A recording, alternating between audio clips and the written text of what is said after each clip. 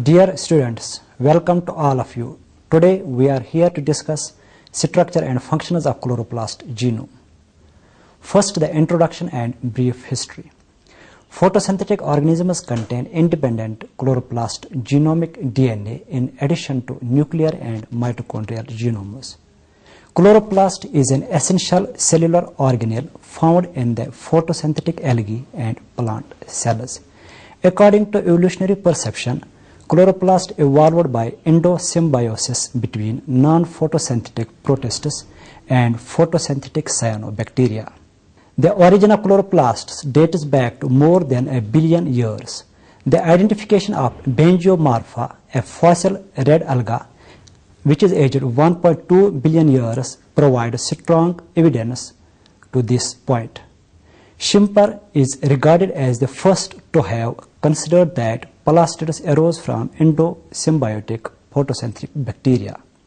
He noted that plastids divide by binary fission independently of the surrounding cell and showed a remarkable resemblance with free-living cyanobacteria. Miroshchowski in 1905 termed the plastids as little green slaves working for their host cells to produce food from sunshine. Lynn Margulis in the late 1960s proposed endosymbiote theory, which emphasizes that symbiosis was a major force in the evolution of cells. The endosymbiotic origin of the chloroplast is emphasized by the relationships between these genes and their counterparts in bacteria. The organization of the ribosomal RNA genes in particular is closely related to that of a cyanobacterium, which pins down more precisely the last common ancestor between chloroplasts and bacteria. Now, the general structure of chloroplast DNA. The chloroplasts are semi-autonomous organelles possessing their own genetic material. The chloroplast genome or plastome. First of all, Riss and Platt in 1962 reported DNA molecules in the chloroplast of the Chlamydomonas. Later on, DNA molecules were reported from the chloroplasts of other algae and higher plants. Chloroplast DNAs of higher plants are double-stranded molecules of relatively small size, ranging from 35 to 217 kilobases, with most of the photosynthetic organisms in the range of 115 to 165 kilobase. Only a proportion of the total chloroplast DNA is circular. They are present in 1,000 to 10,000 copies per cell. The molecular weight of chloroplast DNA commonly range from 85 to 140 into 10⁶ Daltons, depending on the species of organism. The contour length is frequently around 45 micrometer, but they range from about 40 to 60 micrometer, depending on the species. The isolated chloroplast DNA typically exists in a variety of forms and conformations. For example, some are unicellular and others appear as interlocked dimers. There are two types of dimers: circular dimers, which are formed by a recombination between two monomers and may constitute about 10% of cpDNA, and catenated dimers, in which two monomers interlock like links in a chain. The catenated dimers may constitute up to 2.5% of cpDNA.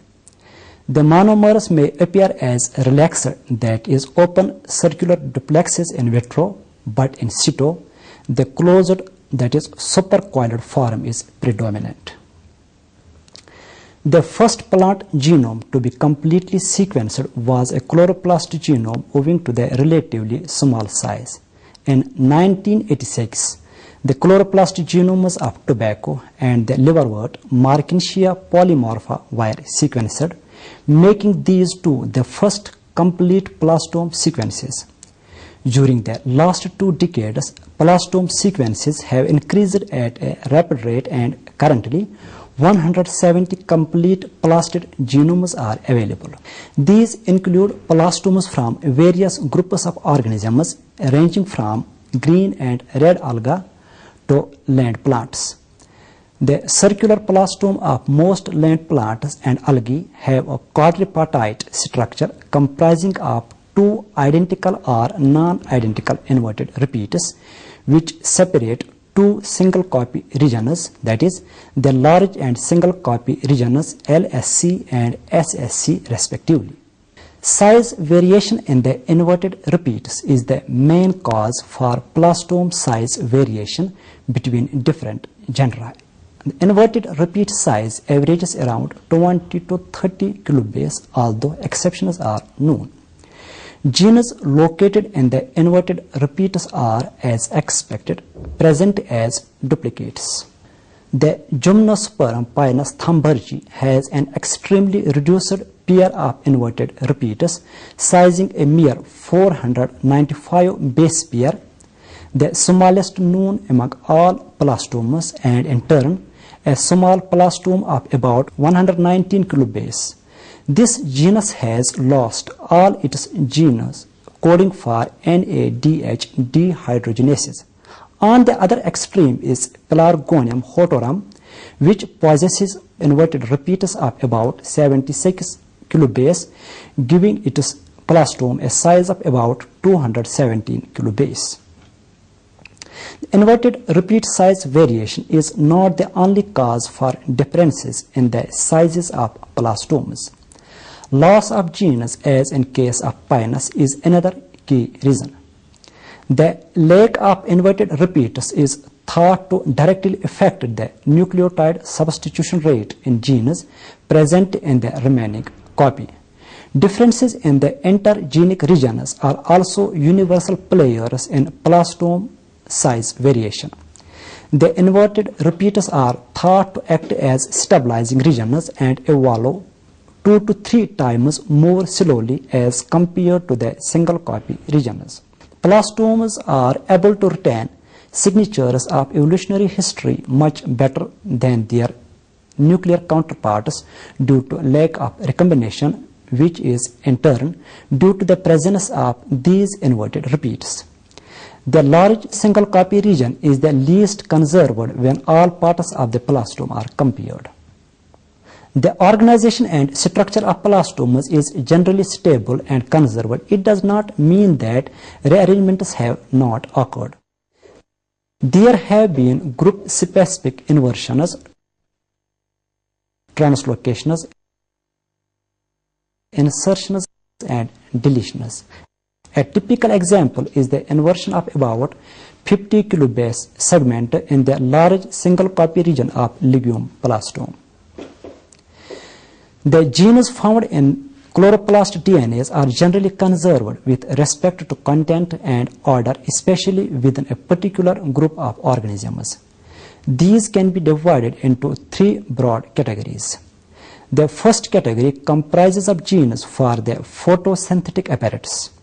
This category includes photosystem first, photosystem second, cytochrome B6F, ribosco, then ATP synthase, and NADPH dehydrogenase genes.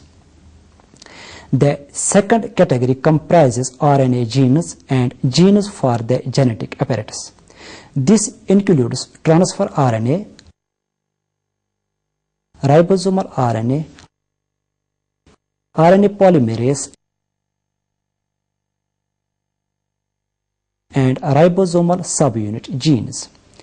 The third category comprises of conserved open reading frames called YCFS, that is hypothetical chloroplast open reading frame, and potential protein coding genes like MAT, K, and SEM-A. The chloroplast genes are involved in 4 main types of processes, that is transcription, translation, photosynthesis, and the biosynthesis of small molecules such as amino acids, fatty acids, and pigments. The chloroplast genome codes for about 50 proteins including RNA polymerase and ribosomal proteins. Paradoxically, all of the known proteins encoded in the chloroplast are part of larger protein complexes that also contain 1 or more subunits encoded in the nucleus. The chloroplast genome codes for all the ribosomal RNA and transfer RNA species needed for protein synthesis. The ribosome includes 2 small ribosomal RNAs in addition to the major species. The transfer RNA set may include all of the necessary genes. The organelle genes are transcribed and translated by the apparatus of the organelle. Now, the AT-GC content and RNA editing in plastid genome. Plastid genomes are highly AT-rich, the average being around 63%. The plastomes are the moss Phycometrilla patens, red algae Gracilaria tinviciti petita, and the hornwort Endosymbiotic formosi have an AT content toward the higher end, that is 71.50, 70.90 and 67.10% respectively, while the green algae Nephroselmus olivacea has a low AT content of 57.90%. The AT content of the single copy regions is generally much higher than the inverted repeat regions. The low AT content of the inverted repeats is attributed to the presence of ribosomal RNA genes which have the lowest AT content. The strong AT bias is also reflected in the codon usage. Roughly 70% of the codons of all plastomes end with the bases adenosine or thymine. Medicago, which has lost one of its inverted repeats, has an adenosine thymine content of 66.03%, which is comparable to other plastomes. Another feature which is common among plastomes is the conversion of bases at the transcript level, which can lead to a functional protein or a protein with a changed amino acid. For example, in hornwort Endosymbiotic, the fern adiatum or the monocotyledon, there are stop codons present in the coding regions of the plastomes, but it does not lead to a truncated transcript or protein. Instead, RNA editing affects a single base change in the messenger RNA that alters the codon, changing it from a non-sense codon to a sense or from one sense codon to another, which might lead to change in the amino acid. The usual alterations are C to U transitions, that is pyrimidine to pyrimidine in the transcript molecule. Plastid genomes of higher plants possess a number of open reading frames of unknown function. These conserved ORFS have been named YCFS, that is hypothetical chloroplast open reading frames. Some are specific to chloroplast genomes, some common to chloroplast and cyanobacteria, and some are found only in cyanobacteria and algal chloroplasts. Now, the ribosomes of chloroplasts. The chloroplasts contain 70S type of ribosomes, which account for up to 50% of the total ribosomes in photosynthetic cells. The 70S ribosomes of Euglena chloroplasts are found to require magnesium 2+ for their stability and also have a requirement for N-formyl methionine tRNA and chain initiation protein synthesis like the bacteria.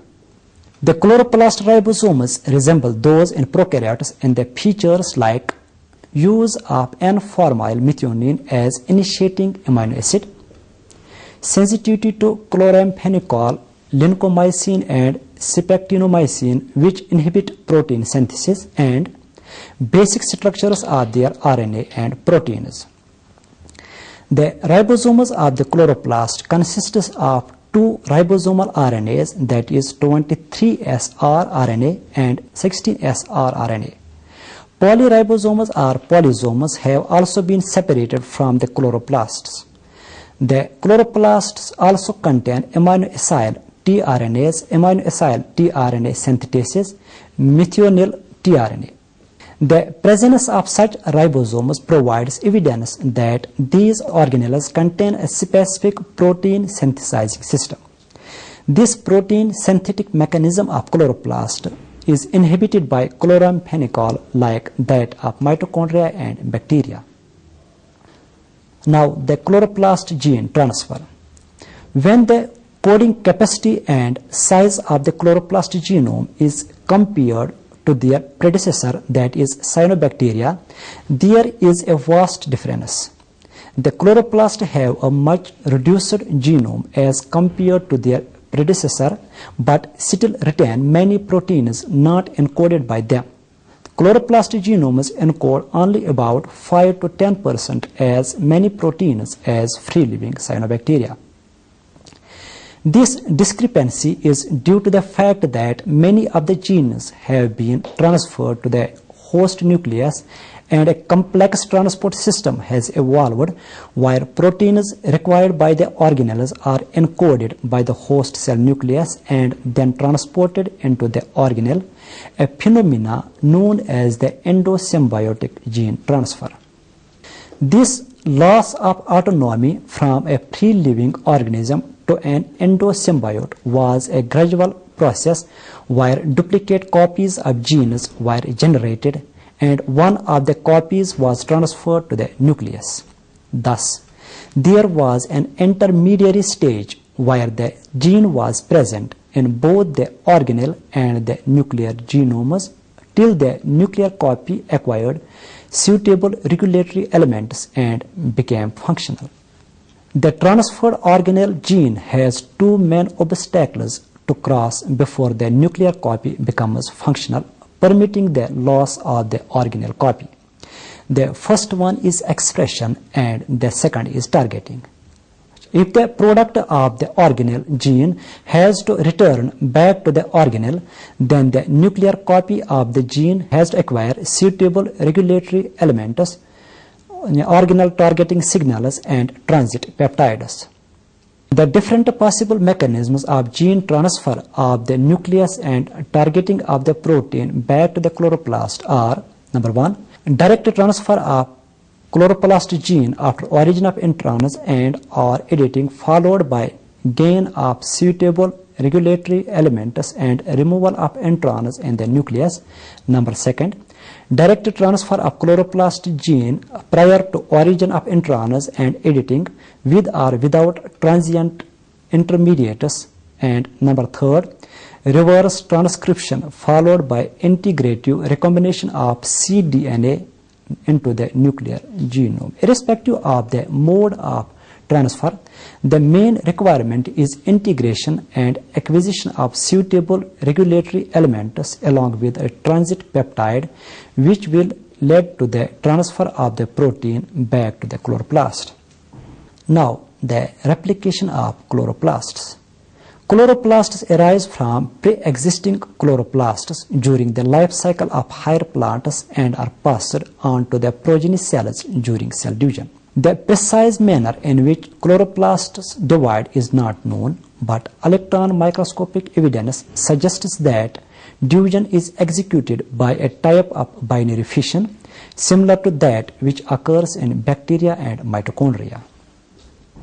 A constriction develops near the center of the plastid, and two progeny chloroplasts result from a pinching together of membranes in this region. Chloroplast division appears to be generally asynchronous in a given plant tissue or cell. However, a number of environmental factors including light, temperature, growth regulators, and minerals are known to influence replication and differentiation. Now, the plastid inheritance. It is generally accepted that there are three modes of plastid inheritance in angiosperms, namely uniparental maternal, uniparental paternal, and biparental plastid inheritance. The uniparental maternal plastid inheritance is dominant in angiosperms. Its cytological events are characterized as the physical exclusion of plastids, the alteration of plastids during male cell development, and the exclusion of the male plastids during syngamy. The plastid alteration is mainly caused by the elimination of plastid DNA in the generative or sperm cells of the pollen. In the biparental plastid inheritance, the generative and sperm cells contain plastids and their DNA persistently which are regularly transmitted into the zygote and in turn into the next generation. But the frequency of biparental plastid inheritance in certain cases may be influenced by control of nuclear genotype, the role of plastome in the process of plastid transmission and possibly in plastid multiplication, and the ratio of plastid number between male and female cells and the plastid distribution in the zygote. Recently, uniparental paternal plastid inheritance has been demonstrated in Medicago stava, Duckus, and Forbitus. These results indicated that this mode of plastid inheritance is definitely present in angiosperms.